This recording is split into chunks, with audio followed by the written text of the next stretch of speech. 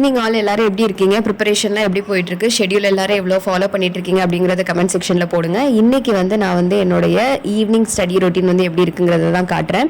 So evening வந்து பொதுவாகவே நான் மாடிக்கு வந்து யூடியூப் வீடியோஸ்லாம் அப்லோட் பண்ணிவிட்டு குட்டி தம்பி கூட கொஞ்சம் நேரம் டைம் ஸ்பெண்ட் பண்ணுவேன். அவன் மாடியில் வந்து நல்லா ரிலாக்ஸ் பண்ணிட்டு வானம், குருவி, அதுக்கப்புறம் இந்த மரங்கள்லாம் அசைகிறது, அதுக்கப்புறம் வேறு சவுண்ட்ஸ் எல்லாம் பார்க்குறது, நாய்க்குட்டி ஓடுறது, இதெல்லாம் ரோட்டில் பார்த்துட்டு இருப்பான். ரொம்ப நல்லாயிருக்கும். நல்ல ஒரு பீஸ்ஃபுல்லான ரிலாக்ஸ்டு ஈவினிங் ஸ்பெண்ட் பண்ணதுக்கப்புறம் நான் ஃப்ரெஷ் ஆகிட்டு பேபியும் ஃப்ரெஷ் ஆகிட்டு ஒன்று வந்து டின்னர் ப்ரிப்பேர் பண்ணி முடிச்சதுக்கப்புறம் படிப்பேன், இல்லைனா படித்து முடிச்சுட்டு டின்னர் ப்ரிப்பேர் பண்ணுவேன். இன்றைக்கி வந்து கொஞ்சம் ஏர்லியராகவே டின்னர் ப்ரிப்பேர் பண்ண ஆரம்பிச்சாச்சு. டின்னர் மெனு ரொம்ப ரொம்ப சிம்பிள் தான், தோசை வித் தொக்கு தான். அதுக்கப்புறம் கொஞ்சம் ரைஸும் இருந்தது.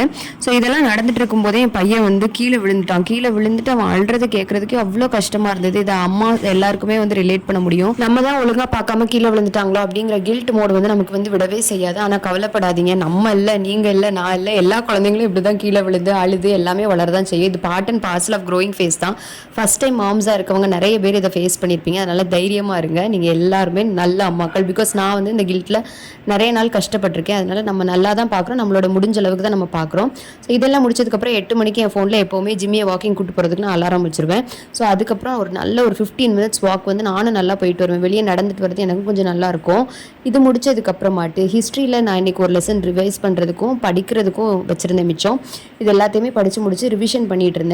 ரிவிஷன் பண்ணிட்டு இருக்கும்போது எப்போவுமே வாயை திறந்து முடிஞ்ச அளவுக்கு ரிவிஷன் பண்ண ட்ரை பண்ணுங்க. மனசுக்குள்ளே படிச்சுட்டு இருந்தோம்னா அதை வந்து பாசிவ் ரீகால்னு சொல்லுவாங்க. பாசிவ் ரீகாலை விட ஆக்டிவ் ரீகால், வாயை திறந்து படிக்கிறது தான் நல்லாயிருக்கும். படிக்கும்போது எப்போவுமே வந்து ரிலேட் பண்ணி படிக்க ட்ரை பண்ணணும். அப்போனா தான் வந்து நம்ம படித்த ஃபேக்ட்ஸ் வந்து மறக்காமல் ரிலேட் பண்ணி படிக்கிறதுனால இன்னும் வந்து ஞாபகம் இருக்கிறதுக்கான சான்சஸ் அதிகமாக இருக்குது.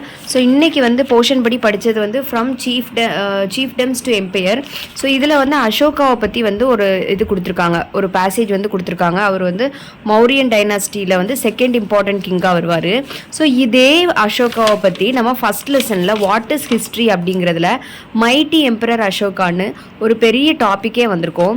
ஸோ இங்கே உள்ளதை அங்கேயும், அங்கே உள்ளதை இங்கேயும் வந்து கனெக்ட் பண்ணி படிக்கணும். இங்கே உள்ளதை படிக்கும்போது முந்தின லெசனில் உள்ள எல்லா பாயிண்ட்ஸையும் சொல்லி பார்க்கணும். இங்கே உள்ள படிக்கும்போது பின்னாடி உள்ளதை எல்லாத்தையுமே சொல்லி பார்க்கணும். முடிஞ்சால் சைடில் வந்து அங்கே உள்ளது இங்கே உள்ளதையும் வந்து எழுதிக்கோங்க. ஒருவேளை நீங்கள் நோட்ஸ் எடுத்து படிக்கலைன்னா ஒன்றுமே பிரச்சனையே கிடையாது. நீங்கள் வந்து புக்கில் படிப்பீங்க தெரியுமா, அப்போ வந்து 2 சைட்லேயுமே வந்து கொஞ்சம் ஸ்பேஸ் இருக்குல்ல, அதில் எழுதி வச்சு படிங்க. இன்டர்லேட் பண்ணி படித்தா மட்டும்தான் நமக்கு வந்து நல்லாவே ஞாபகமாக இருக்கும். இது வந்து நம்ம ப்ராக்டிஸ் பண்ண தான் வரும். தீர்ந்து போச்சு அப்படிங்கிறதுனால கொஞ்சம் பொருள் வாங்கிட்டு வந்திருந்தாங்க. அதை முடிஞ்ச அளவுக்கு கண் பார்வையில் வச்சா மட்டும்தான் எனக்கு மறக்காமல் நான் சீக்கிரம் எடுத்து வைக்க முடியும். அது மட்டும் இல்லாமல் ஒவ்வொரு கிராசரி பாட்டிலும் முடியும் போது நான் வாஷ் பண்ணி உள்ளே தூக்கி போட்டுருவேன். அப்படிங்கிறதுனால அடுத்த நேரம் கிராசரி ஃபில் பண்ணுறது கொஞ்சம் ஈஸியாக இருந்த மாதிரி இருக்கும். முடிஞ்ச அளவுக்கு கிராசரி அண்ட் வெஜிடபிள்ஸ் இது ரெண்டுத்தையுமே வாங்கிட்டு வர அன்றைக்கே க்ளீன் பண்ணி டிஸ்பேச் பண்ண ட்ரை பண்ணுவேன். அப்படி இல்லாட்டி அடுத்த நாள் கண் பார்வையில் வச்சு அதை முடிச்சிடணும் அப்படின்னு நினைப்பேன். வாங்கிட்டு வந்த பொருளை அப்பப்போ நம்ம ஆர்கனைஸ் பண்ணி வச்சிட்டோம் அப்படின்னா சமைக்கிற நேரத்தில் தேட வேண்டாம். அதனால நமக்கு நல்லா டைம் சேவ் ஆகும்.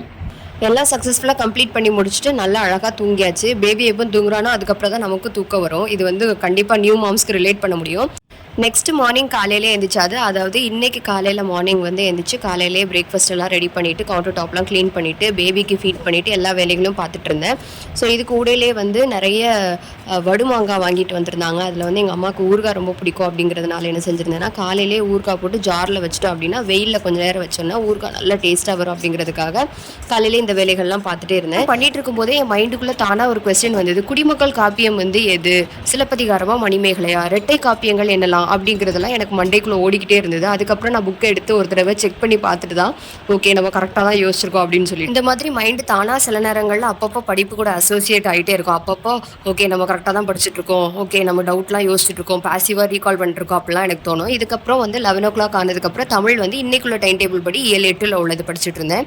இதில் வந்து தாய்மானவர் பாடல்கள், அதுக்கப்புறம் எஸ் ராமகிருஷ்ணனோடது, அவரோட புக்ஸ் எல்லாமே படிச்சுட்டு இருந்தேன். இதை வந்து நான் என்ன செஞ்சேன் அப்படின்னா 6th ஸ்டாண்டர்டுக்குள்ள ஆத்தர்ஸ்குள்ள நூல்கள் இருக்குல்ல அதை வந்து கொஞ்சம் தனியாக வந்து எழுதி வச்சுட்டேன். ஆல்ரெடி இதுக்கு வந்து தனியாக வந்து நான் ப்ரிப்பேர் பண்ணி வச்சுருந்தேன். அதாவது இந்த ஆத்தர் கீழே இந்த 3 புக்ஸ் இருக்குது, இந்த ஆத்தர் கீழே இந்த 4 புக்ஸ் இருக்குது அப்படின்னு சொல்லிட்டு ஒவ்வொரு ஸ்டாண்டர்டுக்கும் இயல் வைஸ் வந்து எழுதி வச்சிருவேன். அப்போனா வந்து லாஸ்ட் டைம் ரிவிஷன் பண்ணும்போது நமக்கு ஈஸியாக இருக்குங்கிறதுக்காக நான் இதை வந்து பண்ணியிருக்கேன். இதே மாதிரி தான் நான் பாடல் வரிகளுக்குமே பண்ணியிருக்கேன். ஒவ்வொரு ஸ்டாண்டர்டுக்குமே வந்து ஒவ்வொரு இயலுக்கு கீழே வந்து என்ன செஞ்சுருப்பேன்னா அந்த பாடல் வரிகளை வந்து எழுதி அதை வந்து படிச்சுட்டு இருந்தேன். தமிழ் வந்து எனக்கு நேச்சுரலாகவே கொஞ்சம் கஷ்டம் அப்படிங்கிறதுனால தான் இந்த மாதிரி என்னென்னலாம் பண்ண முடியுமோ அதெல்லாம் பண்ணி உட்காந்து படிச்சுட்டு இருக்கேன். உங்களால் டேரெக்டாக படிக்க முடிஞ்சதுன்னா நீங்கள் அப்படி கூட படிக்கலாம். ஸோ தமிழ் நல்லா படித்து முடிச்சதுக்கப்புறம் ஒரு பவர் நாப் எடுத்துகிட்டு நல்லா சாப்பிட்டுட்டு என்ன செஞ்சேன் அப்படின்னா பேபியும் நல்லா தூங்க வச்சுட்டு சோஷியல் சயின்ஸ் எடுக்கலாம் அப்படின்னு சொல்லிட்டு உட்காந்துருந்தேன். ஸோ இன்றைக்கி படிக்க வேண்டிய லெசன் வந்து 9 and 10 தான் படிக்க வேண்டியது இருந்தது. நிறைய நேம்ஸ் இருந்ததுனால கொஞ்சம் கஷ்டமாக தான் இருக்குது ஹிஸ்ட்ரி படிக்கிறதுக்கு. ஹிஸ்ட்ரி வந்து நோட்ஸ் எடுத்த கையோடையே நான் வந்து வீக்லி ரிவிஷன் பண்ணியிருந்தேன் அப்படின்னா எனக்கு இவ்வளோ கஷ்டமாக இருந்திருக்காது அப்படின்னு நினைக்கிறேன். அதனால் நீங்கள் ஒரு விஷயம் நோட்ஸ் எடுக்கிறீங்கனாலோ ஒரு விஷயம் படிக்கிறீங்கனாலோ மறுபடியும் ரிவிஷன் பண்ணுங்கள். நான் பண்ண தப்பை தயவுசெய்து நீங்களும் பண்ணாதீங்க. ஒய் பிகாஸ் நம்ம என்ன எடுத்துருக்கோங்கிறதே நமக்கு தெரியாத அளவுக்கு காம்ப்ளிகேட் ஆகிடும். அந்த மைண்ட் செட்டை நம்ம ரிவிஷன் பண்ணி வச்சுருந்தோம் அப்படின்னா படிக்கிறதுக்கு ரொம்ப ஈஸியாக இருக்கும். இதனால தான் நம்ம என்ன படித்தாலும் படித்ததை திரும்பி படித்தா மட்டும்தான் நம்மளால் ஒரு விஷயத்தை வந்து சக்ஸஸ் நோக்கி கொண்டு போக முடியும். புது கான்செப்ட் படிக்கணும் தான் நான் இல்லைன்னு சொல்லவே மாட்டேன். புது கான்செப்டும் படிங்க. அட் பேரலல் டைமில் 50% புது கான்செப்ட் படிக்கிறீங்கன்னா 50% ரிவிஷன் பண்ணால் மட்டும்தான் நமக்கு என்ன செய்ய முடியும்னா ஞாபகம் இருக்கும். அதனால் முடிஞ்ச அளவுக்கு முக்கியத்துவம் நீங்கள் படிக்கிறதோட சேர்த்து ரிவிஷன் பண்ண டைம் கொடுங்க. இன்னைக்கு வந்து ரிவிஷன் பண்ணுறதுக்கு 10 நிமிஷம் ஆச்சுன்னா நாளைக்கு வந்து 5 நிமிஷம் தான் ஆகும். அடுத்த நாள் ஒரு 2 நிமிஷத்தில் எது முக்கியமாக மறக்குதோ அதை மட்டும் படித்தாலே போதும். அதனால ரிவிஷனை வந்து ஈஸியாக வந்து நினச்சிடாதீங்க. ரிவிஷனோட பவர் வந்து ரொம்ப ஹை. அதை நான் வந்து கண்கூட பார்க்கறதுனால உங்களுக்கு சொல்கிறேன். இப்போ நான் எடுத்த நோட்ஸே என்னால் வந்து ரிமெம்பர் பண்ண முடியலை அப்படின்னு நினைக்கும் போது எனக்கு ரொம்ப கஷ்டமாக இருக்குது. இதை நீங்கள் வந்து ட்ராப் ஆகிடக்கூடாது அப்படிங்கிறதுக்காக தான் நான் உங்களுக்கு சொல்கிறேன். இன்றைக்கி நம்ம படிக்க வேண்டிய தியரி வந்து Thorndike trial and error learning. So இதோடைய தாண்டேக் தியரியோட இன்னொரு நேம் வந்து ட்ரையல் அண்ட் எரர் லேர்னிங்னு சொல்லுவாங்க. அப்படி இல்லாட்டி தியரி ஆஃப் கனெக்ஷனிசம்னு சொல்லுவாங்க. ஸோ இது ஏன் அப்படி சொல்கிறாங்க அப்படிங்கிறத நான் சொல்கிறேன். இந்த தியரி வந்து ரொம்ப ஈஸி. ஒரு 2 நிமிஷம் நான் சொல்கிறத நீங்கள் கவனிச்சிங்கனாலே நான் உங்களுக்கு ஈஸியாக சொல்லி கொடுத்துறேன். So connectionism, theory of connectionism. ஏன் கனெக்ஷனிசம் அப்படின்னு சொல்கிறாங்கன்னா 2 விஷயம் கனெக்ட் ஆகும். எதெல்லாம் ஸ்டிமுலஸும் ரெஸ்பான்ஸும் கனெக்ட் ஆகிறதுனால என்னது அப்படின்னா இது தியரி ஆஃப் கனெக்ஷனிசம். என்ன அந்த ஸ்டிமுலஸ், என்ன அந்த ரெஸ்பான்ஸுங்கிறத ஒரு எக்ஸ்பெரிமெண்ட் மூலமாக வந்து தாண்டேக் வந்து சொல்லியிருக்காரு. நான் உங்களுக்கு எக்ஸ்பிளைன் பண்ணுறேன். ரொம்ப வயிறு பசி உள்ள ஒரு பூனையை ஒரு பாக்ஸ்குள்ள ஒரு கதவு போட்டு என்ன செய்யறாரு, உள்ளதுக்கு போட்டுறாரு. யாரு? தாண்டேக். இப்போ அந்த வயிறு பசி உள்ள பூனைக்கு முன்னாடி என்ன செஞ்சிருக்காருன்னா சூப்பரான ஒரு ஃபிஷ் வச்சிருக்காரு. இப்போ அந்த பூனைக்கு எப்படிடா வெளியில வந்து அந்த ஃபிஷ்ஷை சாப்பிடலாம் அப்படிங்கிறது தானே தோணும். ஸோ அது என்ன செய்யுது அப்படின்னா அங்க உள்ள லேட்ச், அந்த கதவுல உள்ள லேட்சை எப்படியாவது தொட்டு ஃபர்ஸ்ட் கையை ஊனி பாக்குது, அடுத்து காலை ஊனி பாக்குது, அப்புறம் மேலே தட்டி பாக்குது, கீழே தட்டி பாக்குது.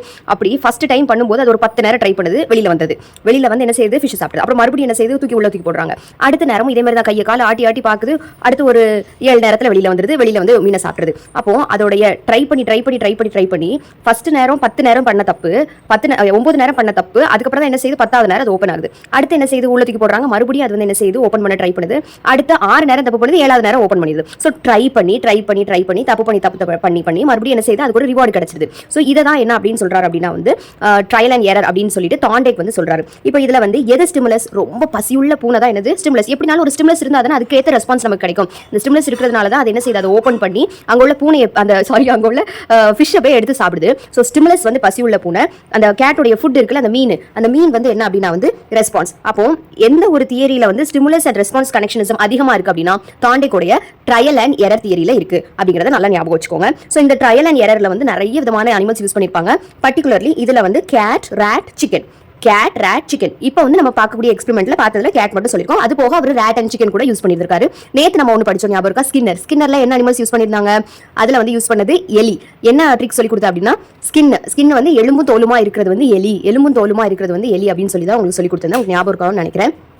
தாண்டேக் வந்து இந்த லா ஆஃப் லேர்னிங்ல 3 விஷயங்கள் சொல்லியிருப்பாரு. இந்த 3 விஷயங்கள ஃபர்ஸ்ட் லா வந்து லா ஆஃப் ரெடினஸ், செகண்ட் வந்து லா ஆஃப் எக்ஸசைஸ், அதுக்கிலேயே 2 இருக்கு, law of use and law of disuse, last one வந்து லா ஆஃப் எஃபெக்ட். இப்போ இந்த லா ஆஃப் ரெடினஸ் இந்த எக்ஸ்பெரிமெண்ட் வச்சு பார்க்கலாம் அப்படின்னா அந்த பூனை வந்து ரெடியா இருக்கு, ஏன்னா அதுக்கு ரொம்ப பசியா இருக்கு, அதனால வெளியில வந்தோன்னா ஃபுட் சாப்பிடலாம் அப்படிங்கிற அந்த ரெடினஸ் இருக்கு. இதே அந்த பூனை வந்து ரெடியா இல்லைன்னா அது வெளியில வந்து சாப்பிடுமா, இல்ல. அதே தான் லா ஆஃப் ரெடினஸ்ல சொல்லியிருக்காங்க. அடுத்து லா ஆஃப் எக்ஸசைஸ்னா ஒரு விஷயம் யூஸ், அதை வந்து 2 பிரிச்சிருக்காங்கல்ல, யூஸ் டிஸ்யூஸ்னு 2 பிரிச்சிருக்காங்க. ஒரு விஷயத்தை அதிகமாக யூஸ் பண்ண தான் அந்த விஷயம் ஞாபகம் இருக்கும். யூஸே பண்ணாம டிஸ்யூஸ் பண்ணிட்டோம் அப்படின்னா ஏதாவது ஒரு விஷயம் ஞாபகம் இருக்குமா, இல்ல.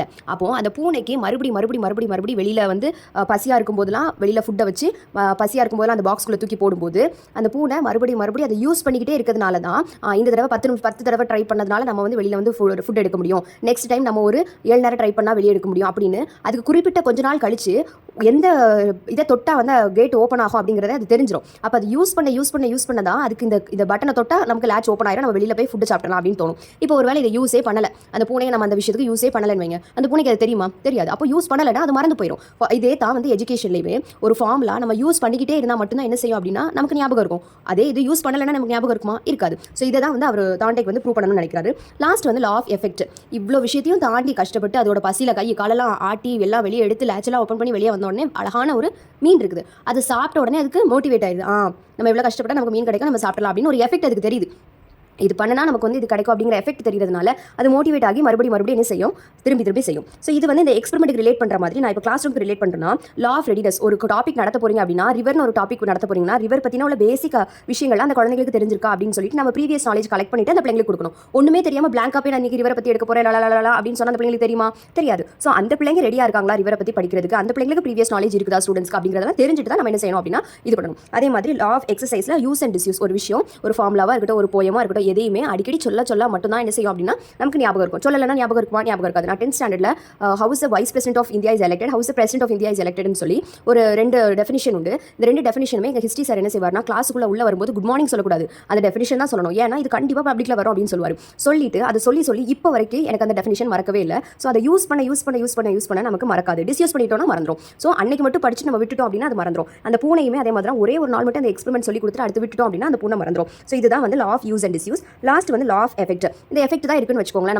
நம்ம ரிவரை பற்றி நல்ல லெசன்லாம் நடத்தி முடிச்சிட்டோம். நம்ம ஹோம்ஒர்க் கொடுத்து அந்த பிள்ளைங்க நல்லா எழுதி முடிச்சுட்டு அந்த டெஸ்ட் கொடுக்குறோம். டெஸ்ட்டை பார்த்துட்டு அந்த பிள்ளைங்களுக்கு நீங்கள் இவ்வளோ நேரம் கஷ்டப்பட்டு லெசன் நடத்தி கொடுத்தது, அவங்களுக்காக புக் எக்ஸைஸ் சால்வ் பண்ணது, எல்லாமே படிச்சு வச்சு கொடுத்ததோட எஃபெக்ட் எதில் தான் தெரியும் உங்களுக்கு? டெஸ்ட்டில் தான் தெரியும். அந்த டெஸ்ட்டில் நல்ல மார்க் எடுத்துட்டாங்க அப்படின்னா மோட்டிவேட் ஆகி அடுத்து அவங்க படிக்க ஆரம்பிச்சிருவாங்க. இந்த விஷயத்தை தான் என்னன்னு சொல்லியிருக்காரு அப்படின்னா தாண்டேக் வந்து ட்ரையல் அண்ட் எரர் லேர்னிங் வந்து சொல்லியிருக்காரு. ஸோ இந்த கான்செப்ட் உங்களுக்கு நல்லாவே புரிஞ்சிருக்கும் அப்படிங்கிறத நம்புறேன். ஸோ இந்த வீடியோ கண்டிப்பாக உங்களுக்கு பிடிச்சிருக்கும் அப்படின்னு நினைக்கிறேன். கண்டிப்பாக லைக் பண்ணுங்க.